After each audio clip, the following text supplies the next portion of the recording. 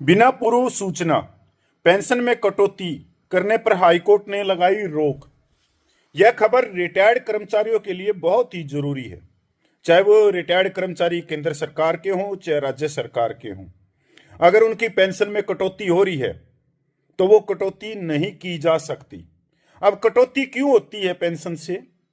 कि किसी मिस्टेक के कारण या क्लर्कली कोई गलती होगी कि जो पेंशन बन रही है उससे ज्यादा दे दी और सालों तक वो पेंशन ऐसे ही देते रहे, और जब सिस्टम की पकड़ में आए तो वो उसकी पेंशन से कटौती करना शुरू कर दिया।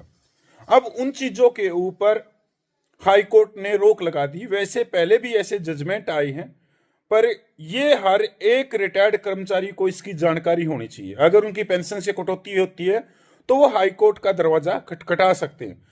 तो अभी कल ही Punjab and Haryana high court का एक जजमेंट आया है, जिसके ऊपर मैं आप लोगों को लेके चलता हूं।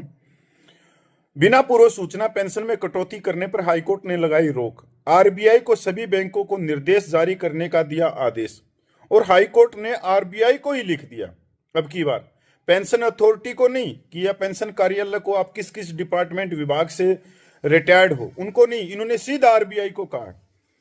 पेंशनरों को लेकर अहम फैसला सुनाते हुए पंजाब हरियाणा हाईकोर्ट ने यह स्पष्ट किया कि अधिक भुगतान या किसी भी अन्य कारण का हवाला देकर पेंशन से बिना पूर्व सूचना सहमति और नोटिस के कटौती न केवल अवैध है बल्कि यह प्राकृतिक न्याय के सिद्धांतों का घोर उल्लंघन है।